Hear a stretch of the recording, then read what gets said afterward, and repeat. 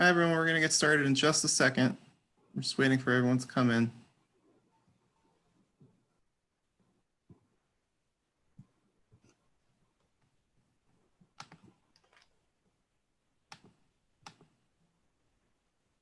Okay, welcome to Politics and Prose Live. We're here tonight with our authors of the GRIFTE'Rs Club, and we're really excited about tonight's book, and you can purchase it from Politics and Prose's website via the link that I just posted in the chat.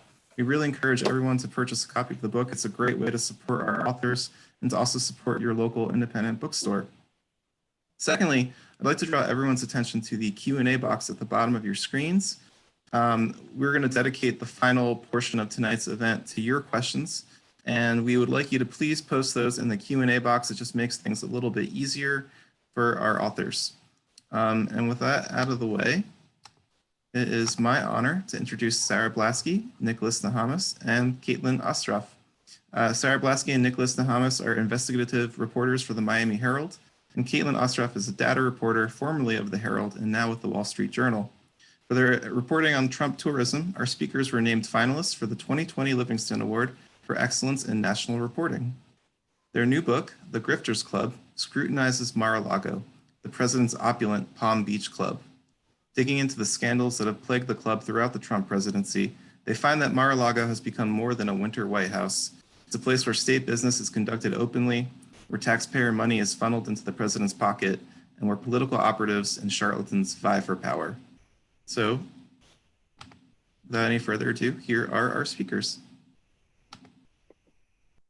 Hi, everyone. Thank you so much for having us. I'm Sarah Blaskey. Like Tom said, I'm an investigative reporter at the Miami Herald, and I'm really excited to be in DC tonight, in DC, COVID times.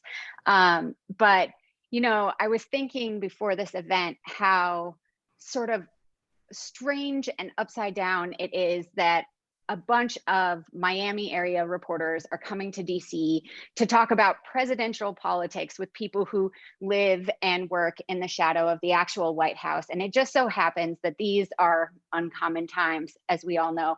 And so we somehow in South Florida ended up living in the shadow of, well, basically the White House also. The winter White House, as Donald Trump calls it, the Southern White House. And while I know there are a lot of political reasons that some people don't like to call it that, for all intents and purposes, what we've discovered in our reporting is that the winter White House, Mar-a-Lago, this grand estate in South Florida, functions very much like a second White House, and that this is where political deals are made. This is where friendships are fostered. This is how to get close and where to get close to the president. And so because of that, we're here in DC tonight. And I just want to ask Caitlin, who is the only South Florida native on this call, though she's joining us from London tonight. She is the only South Florida native. And I wanted to ask Caitlin, you know, just to kick us off, it seems like the center of the universe is usually DC, you know, and that's where we talk about the swamp traditionally, but the swamp could also refer to Florida. So tell us about that. Tell us about Florida as the swamp and why we should care about this mansion in Palm Beach. Yeah, so usually when you think of the center of political influence, you do think of DC, but for Trump, it's always been Palm Beach. It's always been the place where he's felt more at home. And it's ironic that he campaigned on a platform of Drain the Swamp, because when you grow up in Florida, one of the first field trips you take is actually through the Everglades, what remains of it. And they drag you through like the really thick mud where everything just gets completely entangled. And you realize how completely primitive the land was when people must have originally gone there. And the swamp has grown to have this connotation of, you know, it's a place where the elites live, where capitalism is just completely rampant and the common man isn't represented. And that's the platform that Trump campaigned on. But ironically, that's exactly what you get in Palm Beach. It is the wealthiest zip code, the wealthiest area in the United States. And you have this concentration of wealth and power. And Trump was actually drawn to Palm Beach for completely different reasons. He had been down there on vacation, as many wealthy families do, and he saw Mar-a-Lago and was like, I've never seen anything so amazing. It had been in disrepair at the time, but he fell in love with it and really made it, even though it wasn't officially his home, he made it a place that he loved and built it up into the club that it is today.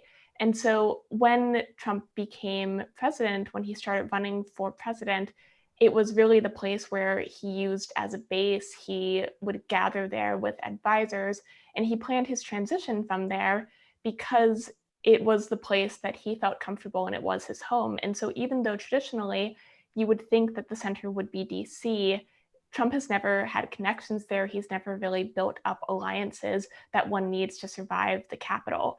And so with him, it kind of migrated south, as a lot of wealth and power does in the United States. And so with Mar-a-Lago, you get this change from the traditional, people wheeling and diming in DC to people flying out to Palm Beach, people, trying to get the ear of the president through really unconventional ways where you don't have the Secret Service and traditional safeguards that you would normally have on a day in, day out basis.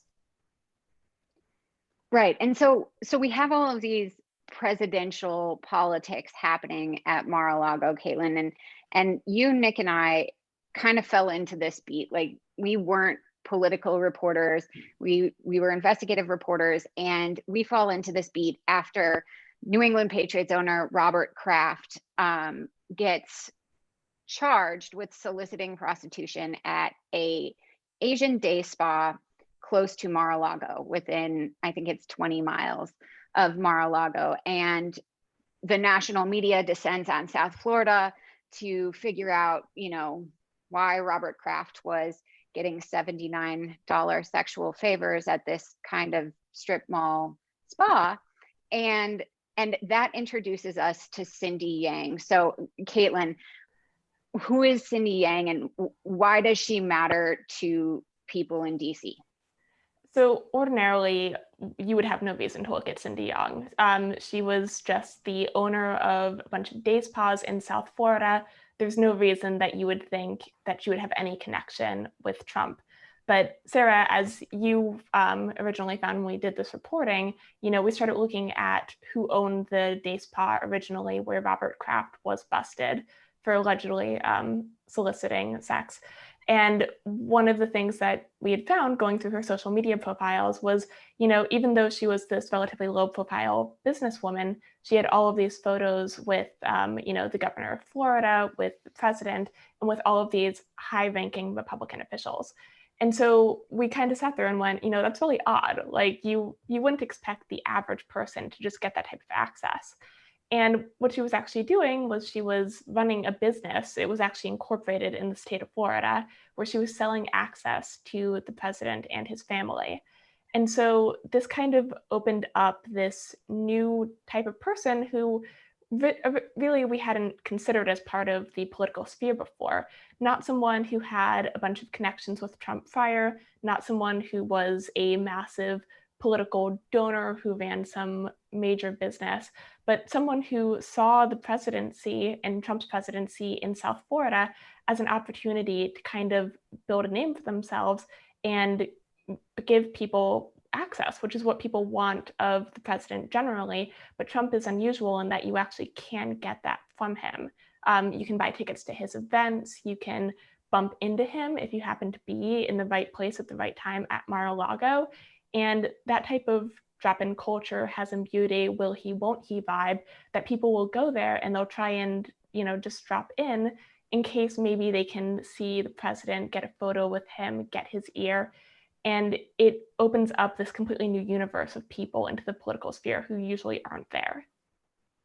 So, Nick, on that subject of access, I mean, the question that everyone always asks is, so what kind of access can you get if you spend $250,000 on your membership initiation fee at Mar-a-Lago?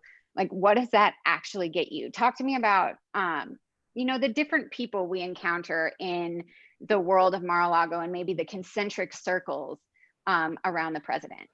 Right. So certainly the president wants you to think that becoming a member at Mar-a-Lago will buy you a lot of access. He has very consciously used his private club in Florida as a place to hold international summits with leaders. He's had, or the State Department has blogged about it. Everyone knows that the best way to whisper into the president's ear is to get close to him. And the key to the castle that is Mar-a-Lago is money. If you have money, you can get in.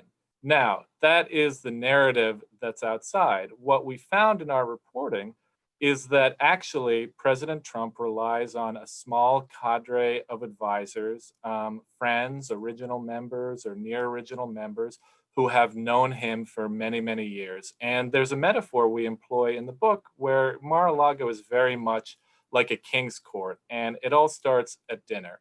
The closer you sit to the president, the higher your rank in the court. And so that's where you'll find the Robert Krafts and the others who have been in his orbit for many years. And I think, this book really has something for everyone. I think the Grifters Club, if you care about people being able to drop $250,000 directly into the president's pocket, this book will have something for you. If you care about the fact that a foreign agent could attend a Mar-a-Lago dinner as a guest without any kind of background check and get extremely close to the president, this book is for you. If you care about the fact that taxpayer money is also being paid to the president in violation, constitutional experts tell us, of the emoluments clause, you'll find something in here too. And although this book takes on very serious subjects, I'd say that it's absolutely not your typical Trump book. And that all starts with the writing style. So Sarah, can you talk about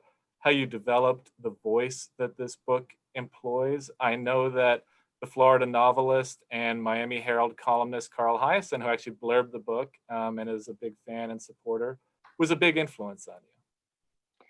Yeah, so for those of you who aren't familiar with Carl Hiaasen's novels, Carl Hiaasen has this, in my opinion, beautiful way of describing the absolute insanity that exists in South Florida.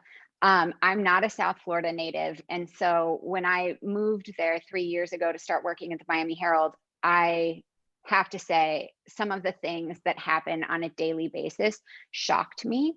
And Carl Hiaasen has this way of making everything funny without overly judging the characters. And so I was reading Carl Hiaasen when we were starting out writing this book, and it occurred to me, we're not political reporters.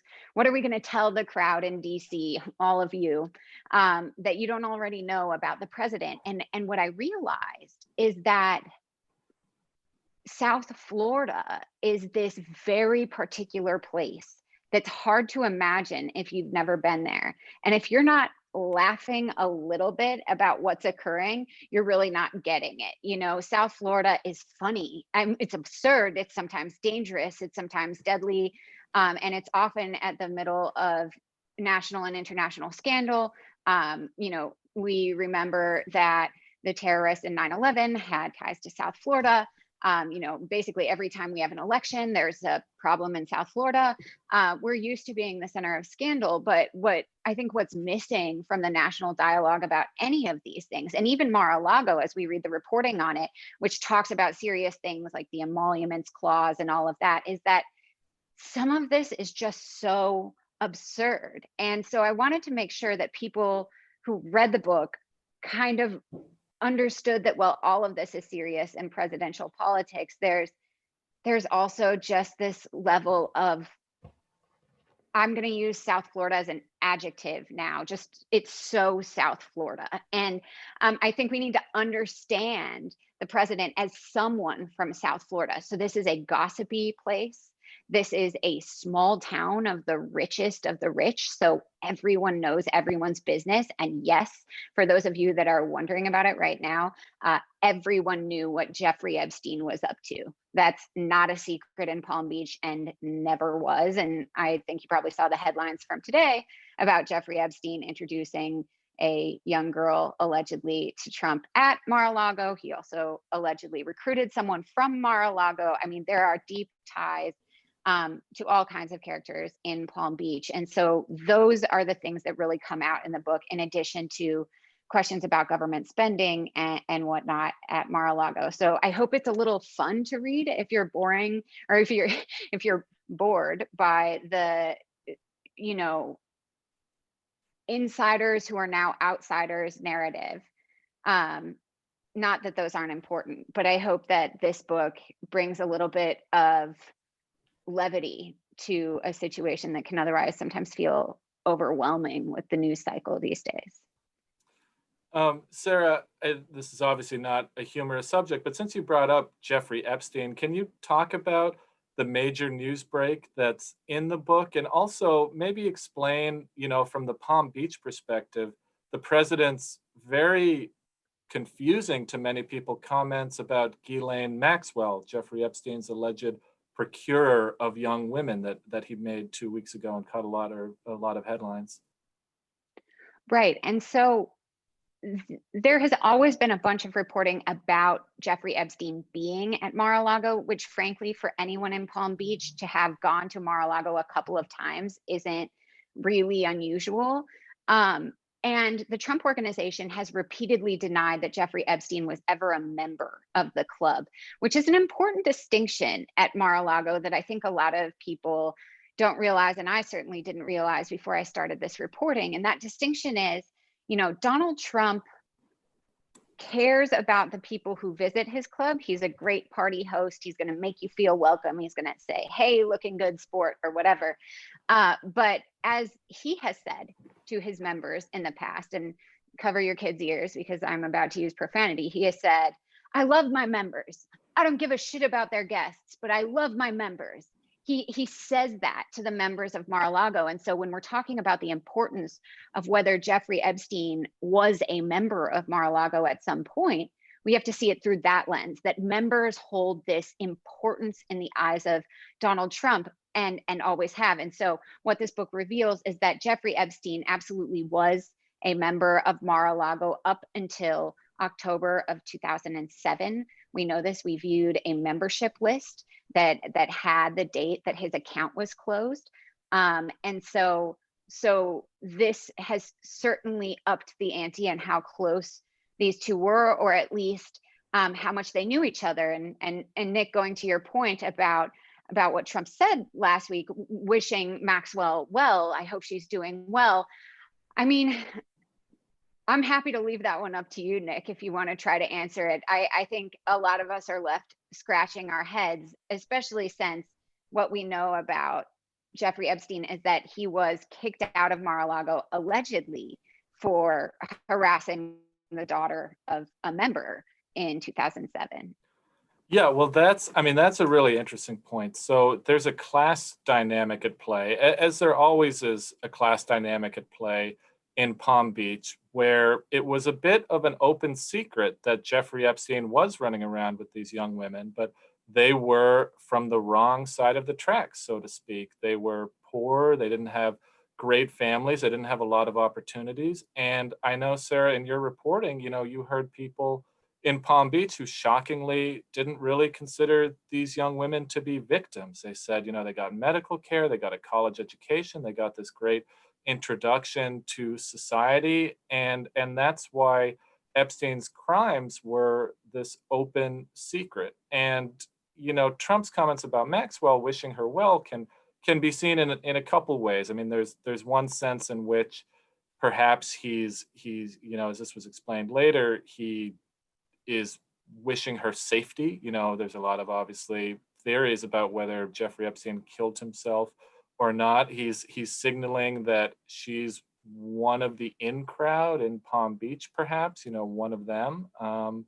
But I think it shows something wider about Trump, which is that he's always approached politics as he approaches being a club host. And Trump at his core, and this is something we'll talk about later, it's an important part of the book, is a very charming host. He cares about what his members want. When a new singer comes to the club, he never asks, or he never says, this is my opinion, I thought that singer was great, I thought that singer was bad. He goes around the room and he asks everyone what they thought about the singer. That's how he makes his decision. And he's always approached politics like that as well. We go in the book into Drain the Swamp, which becomes Trump's rallying cry.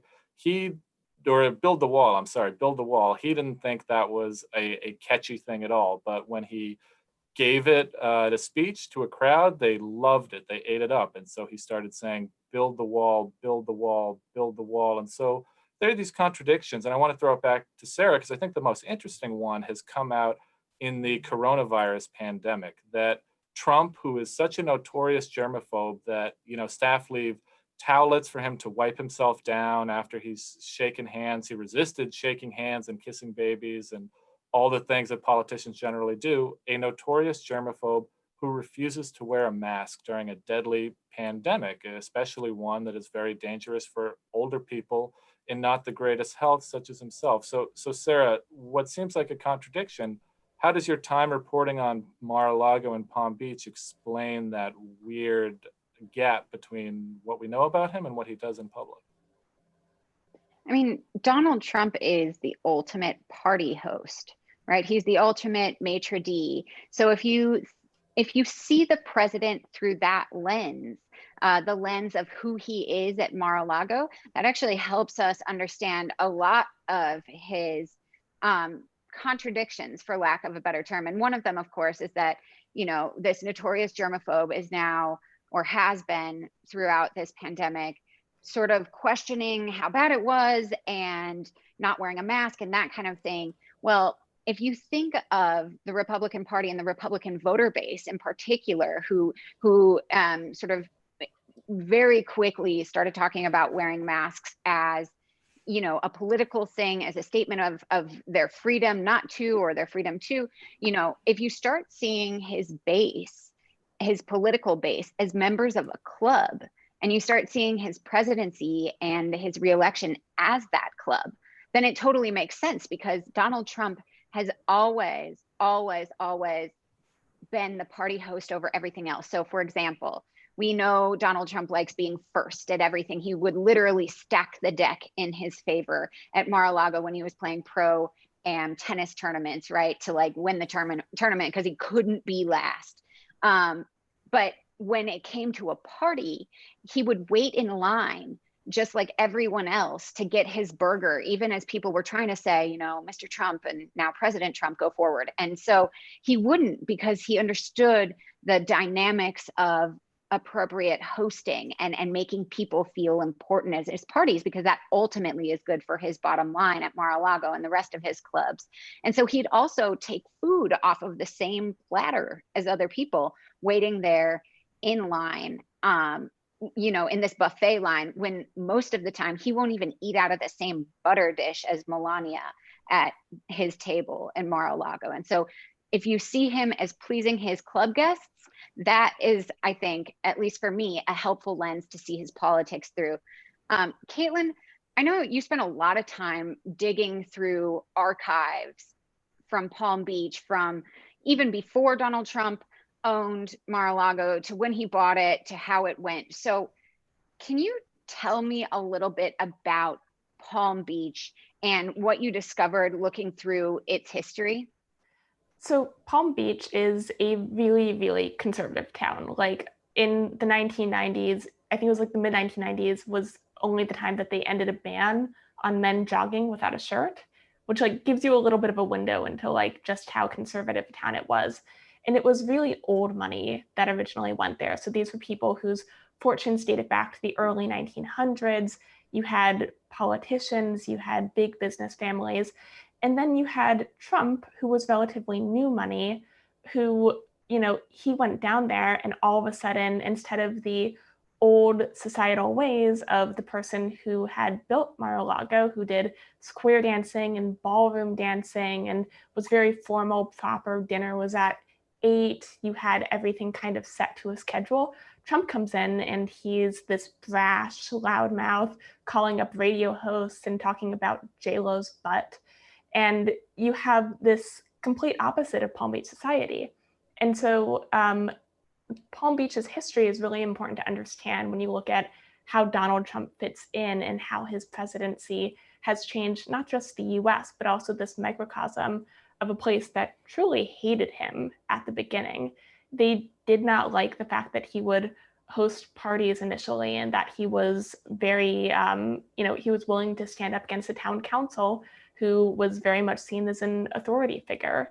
But at the same point, you did have Palm Beach also changing. So you had people who did want to go to Trump's parties because they were fun. When Sarah talks about him being a great host, he really was. And he knew how to keep people interested, how to keep his guests entertained, how to keep the news media wanting to make sure, they knew what was going on, that they were finding out who was visiting on a given day. And so you slowly had Palm Beach change. And it really wasn't until Trump actually won and he went back to Palm Beach that Kat, that it wasn't until Trump actually won that you really did see Palm Beach start to accept him begrudgingly. And you see that with, one of the helicopter landing pads that's now at Mar-a-Lago. The town pushed back for years and years against that. And it was only after Trump became president that that actually got approved. And so when you look at the history of Palm Beach, it's actually this really interesting microcosm into just how Trump manages to slowly win people over, even when you look at him from afar and you think there's no way that the society will accept him. And he winds up charming and negotiating his way into it. So, Caitlin, we've got a couple of questions in the Q&A, and I want to throw one right to you and everyone that's watching. If you have questions, just throw them in the Q&A right as we go, and we'll try to get to them, and we'll definitely take time at the end, but write them as you got them. Thomas, I am going to try to summarize your two questions, which seem to ask, is Donald Trump bad for business in general? And Caitlin, I'm curious, tell me about Donald Trump's business at Mar-a-Lago. Was it a good deal, a bad deal? I mean, this is probably the second most frequent question I get about this place. So arguably Mar-a-Lago is the best deal that Trump ever made. So Trump got his start in business by taking old kind of decrepit buildings in New York City at a time when absolutely no one wanted to buy real estate and trying to build them into this upscale, fancy condos and hotels and these really flashy points. He took the old Commodore Hotel by Grand Central Station, which is now one of the Hyatt hotels. But really, Mar-a-Lago was his best deal. So when its original owner died, it was given to the US government, but it was deemed too expensive. And ironically, it was deemed a national security issue because it was originally given for presidents and their dignitaries to actually be able to stay in. It originally was a winter White House, but Secret Service looked at it and went, there's two bodies of water, there's absolutely no way it can be used. And so eventually it was sold back to Donald Trump after he negotiated and waited for it to be cheaper, and the trust that owned it can no longer really afford to maintain it. And so he paid about $10 million for it. That was for the furnishings and everything within it. That was for a strip of beach on the other side of the road, and it was for the property. And so Mar-a-Lago was arguably one of the best deals he's ever made. And it didn't turn into a club organically. Originally, it was supposed to stay his residence. And even Donald Trump, with his money and how much he was more than happy to tell people that he could afford anything he wanted, he was struggling to maintain it as well. And so he actually got advice from a Palm Beach lawyer who said, why don't you turn it into a club? And originally Trump was like, no, that's a terrible idea. Absolutely should not do that. And then he thought about it and he listened and he said, you know what, actually we could turn it into a club. And within the lead up to the Trump presidency, within his first year, Mar-a-Lago has been very, very good for business. It's gone down in the last couple of years. So in 2016, obviously it was more profitable. People were going to Mar-a-Lago for all sorts of events. But in 2017, he made his comments about, there was some very fine people on both sides at the Charlottesville white nationalist protests in which someone was killed. And so since then, business kind of dropped off a bit, but he still has gotten people to come in for events that they might not have otherwise, because people want that same access to the president that you get from being within Mar-a-Lago. Yeah, and just to follow up on your point, Caitlin, I mean, it is true that the presidency hasn't been as good for business, at least not in South Florida, for the Trump organization since Charlottesville. But in a month-to-month comparison of the revenue flowing in, it is still much higher, almost double what it was prior to him declaring his candidacy. And so what we have seen, at least in South Florida, is that absolutely this was a good business deal for him. And, to your point, Thomas, I think it would depend on who you ask if he was a bad person to do business with. Certainly there are businesses in Palm Beach that don't want to do business with him anymore. There are, people who are skeptical of that. There are people and workers whose paychecks he has stiffed. But when it comes to the Trump organization, it does appear to be doing well in Palm Beach. I appreciate all of the questions coming in. Thank you all. Keep them coming. We're going to stop in about 10 minutes to take some more of them. But I want to throw it back to Nick, because Nick has a really sort of exciting history reporting at the Herald. He's reported on Russian motorcycle gangs. Nick was part of the team that broke the Panama Papers story, the Pulitzer Prize winning team, I should say. Sorry, Nick. He's done different reporting about gold smuggling in Latin America. And I really want to know, Nick, how is reporting on Mar-a-Lago different or the same as reporting on those other stories that you've done, arguably international crime stories?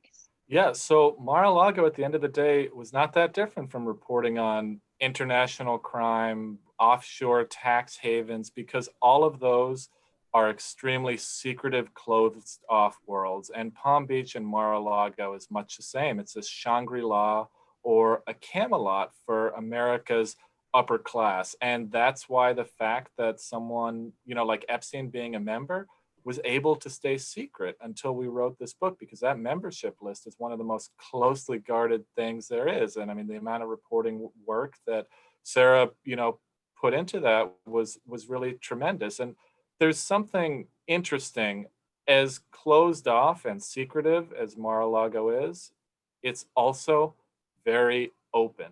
This is a 17-acre property where the Trump organization doesn't hire enough guards to cover all the access points onto the property.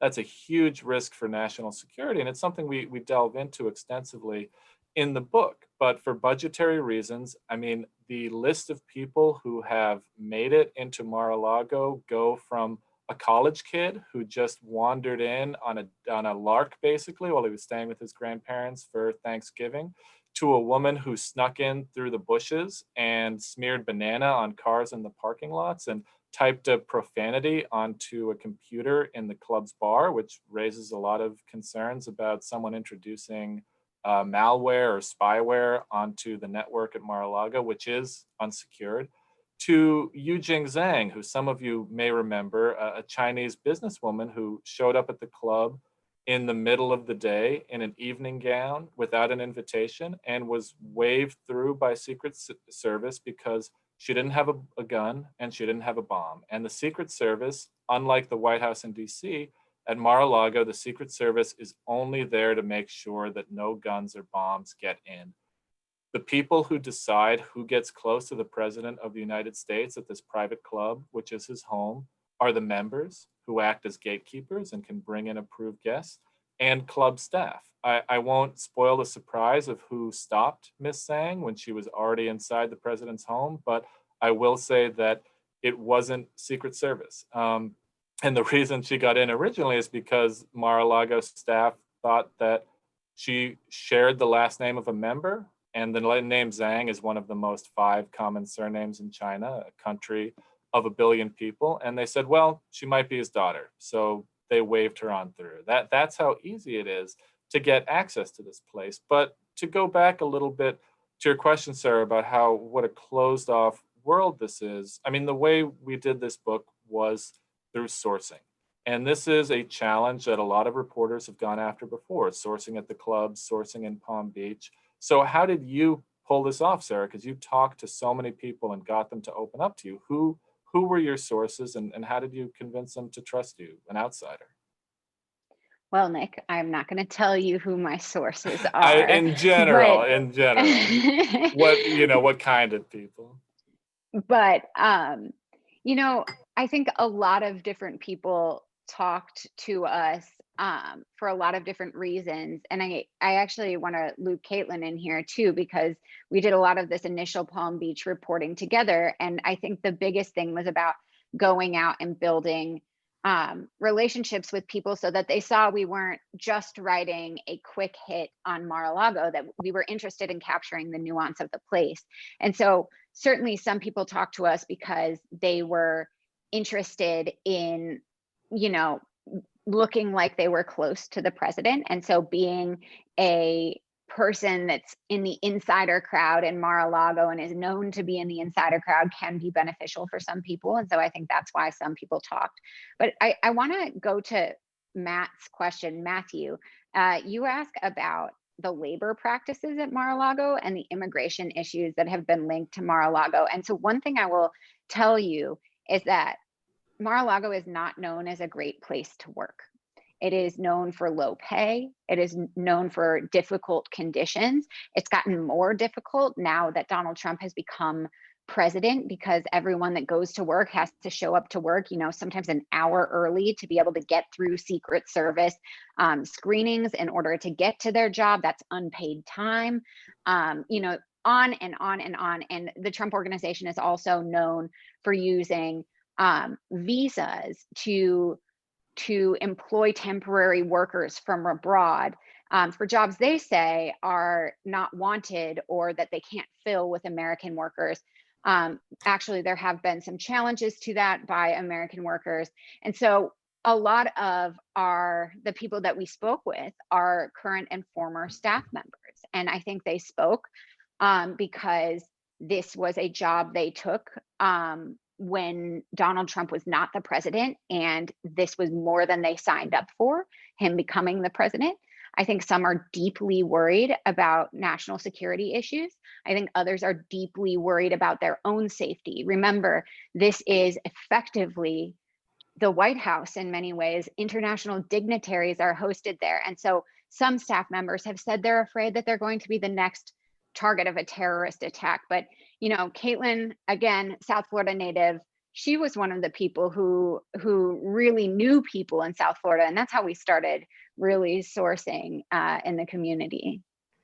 And I mean, to your point, when you meet people who go to Mar-a-Lago and who have some sort of connection or have been to it, a lot of them, they go because they either want to see the president. They're not necessarily looking, like a lot of the people in our book are kind of in this crowd of, wanting to exert influence or wanting to look like they're more important than they are, or wanting to make money in some way. But a lot of them are just people who really, like Donald Trump, either fell in love with the property or even before he was president, heard about this kind of storied history and wanted to go and see it for themselves. And so you get this really interesting mix of personalities that, as Sarah was saying at the beginning, is really a only in South Florida type thing, where you would have people who come from all sorts of different backgrounds and all want different things, all breaking bread at the same table. I think we can go to a couple more questions. There's a question, Sarah. Why do you think Charlottesville was a turning point for business? So do you want to talk about that? Sure. So I think Charlottesville is a turning point because Mar-a-Lago, like a lot of country clubs in Palm Beach, a large source of revenue each year is actually these galas that are hosted at the club each weekend. And, more often than that, but the biggest, the Red Cross Ball, the American Cancer Society, all of these big ticket fundraising events have been hosted at Mar-a-Lago for years. And those bring in a large chunk of the revenue for the club. And for a while, it was justifiable for big nonpartisan organizations like that to continue going to Mar-a-Lago. They said, this is a historic property in Palm Beach. This is where we've always gone. We're not making a political statement by, putting money into the president's pockets, but we're maintaining our status quo. And if we were to leave, maybe that would be a political statement. And that worked for the first year of the presidency until Charlottesville. And overnight, basically, after those comments, 2/3 of those big ticket events pulled out of Mar-a-Lago. And so that's why we see that as such a turning point, because overnight, a chunk of the revenue disappeared. Now, some of that has come back in recent years, but that just became too political, too much like it was supporting someone who truly believed that there was some sort of equal goodness to a neo-Nazi group and a group of counter-protesters. And that was absolutely unacceptable to many of these groups. And so what it did was it meant the Trump organization actually had to bring in other businesses, other sort of lower tier charities to fill in that void in order to make up some of that revenue shortfall. So in addition to it being a turning point for the business financially, it was also a turning point for the business in terms of access. It was after that we saw people like Cindy Yang able to sell tickets to these less well-established, less expensive fundraisers that had filled the void at Mar-a-Lago, and it opened up the doors to a whole new crowd of people that we hadn't seen before. We've seen the son of Brazilian president Jair Bolsonaro. We've seen Eduardo at Mar-a-Lago a couple of times for some of these events, brushing shoulders. We've seen other people at Mar-a-Lago getting in through these lower level events, for lack of a better term, or at least less popular and less big ticket. So I hope that answers your question, Courtney. Just a reminder to everyone, I see there's a couple questions in the chat. We are gonna keep answering questions now. If you could put your question in the Q&A section, that would be awesome so we don't lose track. So Zach wants to know, Nick, what happens at Mar-a-Lago if Trump loses? Will it have to lower its initiation fee, to its pre-president level, or what do we see coming for the Trump organization?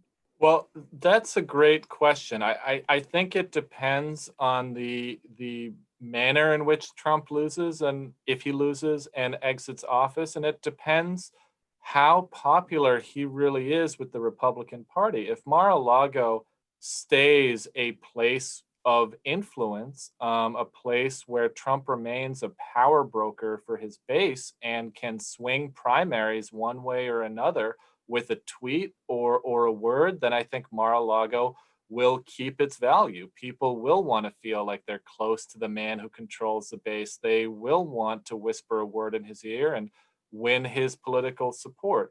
Now, if it turns out that Republicans, and it seems pretty clear this is what the establishment is doing, are holding their nose and going along with him for Supreme Court justices and tax cuts and business deregulation, maybe Mar-a-Lago will lose some of its luster. But I think there's a very good chance that it will stay a seat of power. It's certainly, as we've been discussing, the presidency has been good for business, but it was a popular place before. And I just want to add, because Courtney's question was great, it kind of leads into Theodore's question about what is Cindy Yang's role in the story. As Caitlin said, as Sarah alluded to, Cindy was one of these people who filled the vacuum left by the big charity galas. And she was able to take advantage of President Trump himself using his office to profit.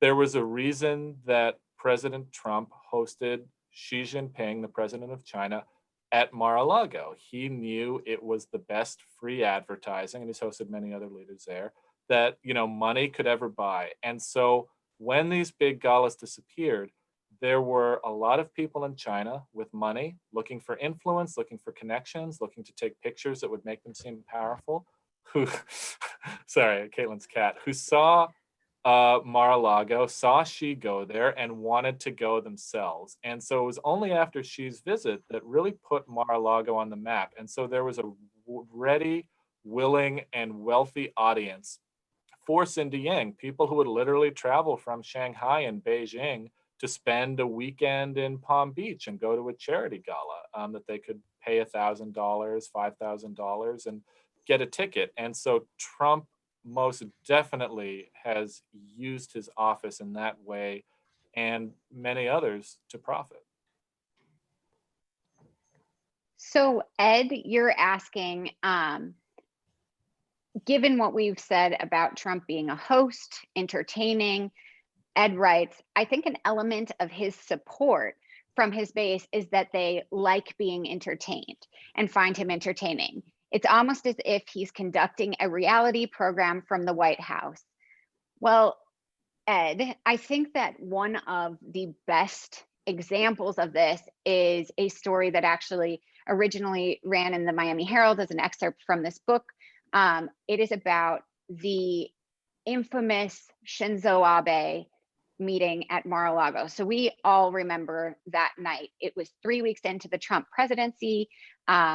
Japanese Prime Minister Shinzo Abe is invited to Mar-a-Lago for this not official summit between the new president and himself. And so Donald Trump and Shinzo Abe go for a weekend together at Mar-a-Lago, and things are a little awkward at first. Robert Kraft joins them for one of the nights. They go golfing. The press corps gets sequestered into a room so that they can't be part of witnessing this exchange on the golf course with Prime Minister Abe. But you know, Mar-a-Lago members and people from Palm Beach are actually allowed on the course, and they can take pictures of this thing happen while the press corps is sequestered in a room with actual black plastic taped over the windows at Trump Jupiter.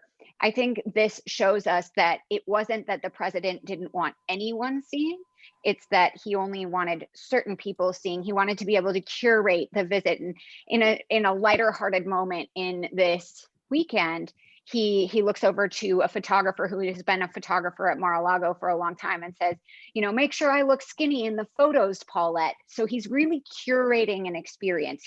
He's creating an entertaining atmosphere. He's allowing his members and his guests to be there out on the dinner terrace outside at Mar-a-Lago, right next to the table where this international diplomacy is happening. And he is in full Donald Trump grandeur on the second night of this summit. And he has asked the lounge singer, his favorite lounge singer who is there that night, to come over to the table. He asks her to sing some of his favorite songs, which are always from either Cats or Phantom of the Opera. And he asks her to sing these, tells her she's doing a great job, introduces her to the prime minister, asks her to do a twirl. And this is being relayed to us by someone who was there and witnessed this exchange. And as she's twirling, basically, those calls come in, that infamous call about the nuclear missile launch that has happened in North Korea. It looks like this missile is going in the direction of Japan. It originally was the understanding that this is the first time the president has heard of this launch, although his staff later contested that. And as this is happening, the person who's sitting there hears the lounge singer say, Mr. President, I don't think I should know this. And he's in the middle of this entertainment mentality. And so the president of the United States' response initially was, it's just nukes, sing us a song. And very quickly it became, we are not doing any more Phantom of the Opera. We are doing national security. We're doing a briefing, get to the room. We're going to give the briefing right now. And the lounge singer goes away, but you can sort of see how he struggles between this entertainment personality, this guy, the "you're fired" guy everyone knows from back in the day to the president of the United States. And I think we see that struggle a lot at Mar-a-Lago. Sarah, Victor asked a question that I was actually going to ask you myself earlier on. Can you tell us a story about Trump and the flagpole at Mar-a-Lago? and his conflict with the town of Palm Beach, and just what it says about his approach to business and his approach to politics in general? I'm going to kick that one straight to Caitlin because she did a lot of the digging into the conflicts between the town and now the president. Yeah, so Trump has it's actually really interesting when you talk to Trump supporters just generally, not even ones who've gone to Mar-a-Lago. The first thing they tell you about when they talk about Trump and Mar-a-Lago is the flagpole. And so Palm Beach, as we discussed, has a bunch of very strict rules about what can and cannot be done. And one of those is that there's a maximum height for flagpoles. And Trump decided to make it a major sticking point where he wanted to make it taller than the town allowed. And Palm Beach, in Palm Beach fashion, was like, okay, if you're going to do that, we're going to fine you. And so the town kept racking up this bill for the violation of the height of the flagpole, and it kept fining him. And he was like, you know what, I'm going to sue the town. And he made this almost like one of his original rallying cries to try and, in some ways, drum up support, but also Donald Trump likes being the center of attention. You know, when he was, even before you consider running for president, you know, he was doing a mini rally almost, and he found he really liked the attention and the energy from the crowd, and it was just very compelling for him. And if you talk to people who know Trump, going back to one of the other points, you know, they'll say, you know, they wouldn't be surprised if he was still doing these types of rallies even after he exits the White House, because that is the energy he draws from. And so he's approached business and approached Palm Beach very much the same way, where he'll say, it is unpatriotic of the town of Palm Beach to tell me that I can't have the flagpole as tall as I want it to be. We're going to make the tallest flagpole with the biggest American flag, and it will be a symbol of the greatness of this country.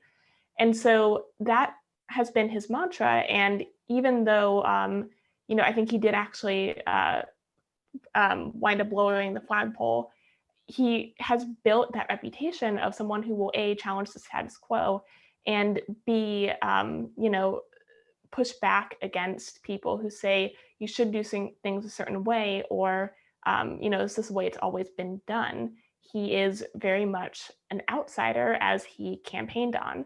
And so that's kind of been behind his mentality with Palm Beach. And I think one of the other points that Victor brought up was, you know, how much has the old guard in Palm Beach really accepted him? You know, it's very much been a forced acceptance, especially since he's become president, because when someone can shut down the airports and shut down the roads, yes, people aren't happy about the fact that in this 2-lane road, they can't really move anywhere, but you don't really have much of another option. Whether he maintains that influence after the presidency, who knows? But it does seem like, for the moment, whether they like it or not, Palm Beach is rather stuck with him. And he did make it his new home, and he is registered to vote there. And it is unlikely to be something that changes, given that, as we said, he feels more comfortable in Florida than he has New York or DC. And Caitlin, I just got to jump in here. Arnie wants to know the name of your cat, and I think we all do, because we've seen a lot of. So that's Eloise. She has decided that instead of sleeping as she was doing before this, she would be very much awake now. So I apologize. It's an exciting topic. We can understand why Eloise is interested.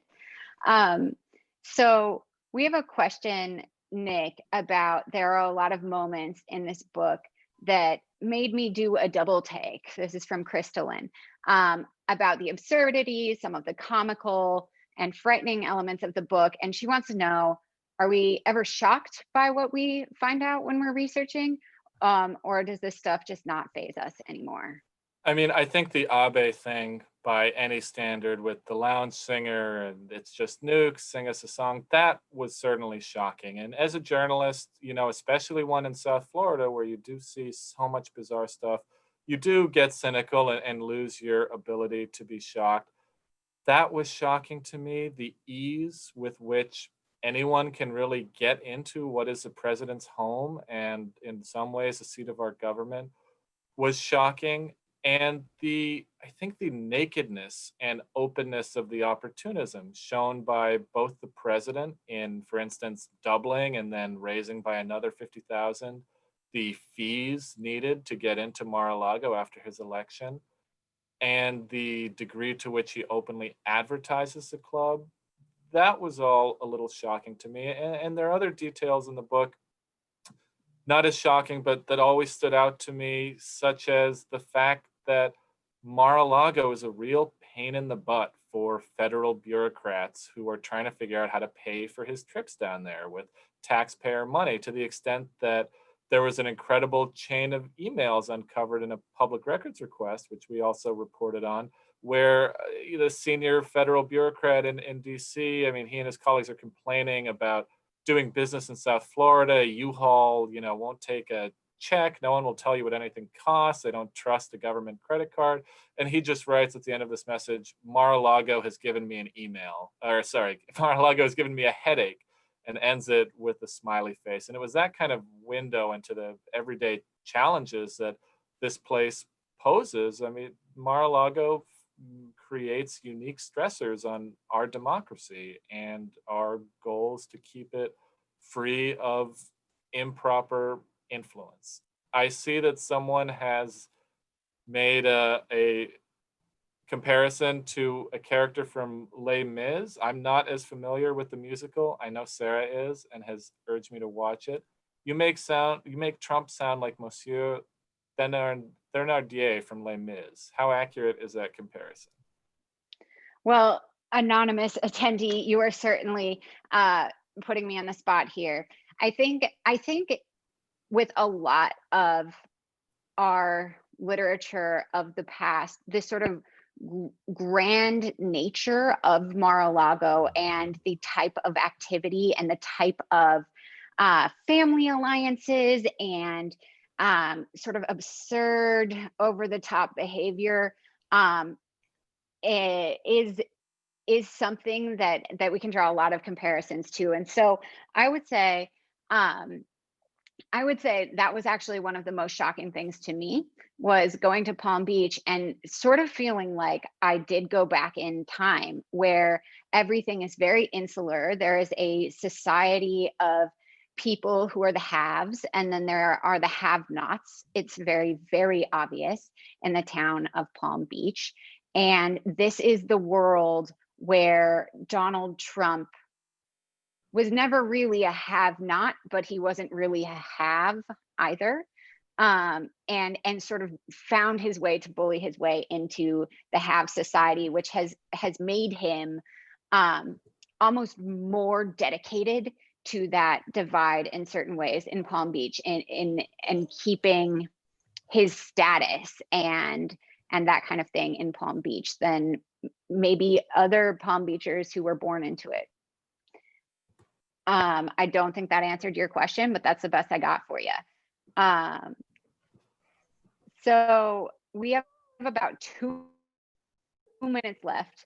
And Caroline says the comparison to Les Mis is absolutely right. So there you go, anonymous. And what legal remedies can be pursued after Trump leaves office? That's one question. And were we able to uncover how much Trump charges the US government from the Secret Service, et cetera? Real quick, Caitlin, take the finances question, then we gotta go. Sorry, everyone. So it's hard to get a complete and total tally, but well over $1 million between what Secret Service has charged just for getting the president safely to Mar-a-Lago and back. You also have charges that are you also have money that's made from government agencies having to rent space for events or hotel rooms. And it's hard to know exactly how much of that money was sent straight to the Trump organization, how much of it was reimbursed or not. But from our calculations of public records, well over $1 million has gone from Trump's properties through activities related to the presidency back to his company. And so it's another example of how profitable the presidency has been for Trump, despite him getting up and saying, being president has cost me so much money. It really has been good for a lot of his businesses, even if some of that has tapered off post-Charlottesville. It's still been a way for him to really amplify his brand, even when he is pissing people off with it.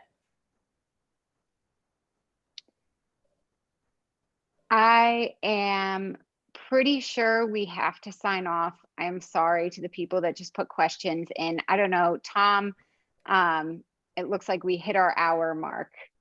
Yeah, unfortunately, thank you everyone for asking those questions, but we are out of time. Thank you so much, Caitlin, Nick, and Sarah. This was a really illuminating conversation. I think everyone learned a lot. The book is The Grifters Club, and you can purchase it from Politics and Prose. There's a link in the chat. And thank you, everyone, for coming out tonight. Really appreciate it, and we will see you next time on Politics and Prose Live. Thanks so much, everyone. Bye. Thanks, everyone. Thanks, guys.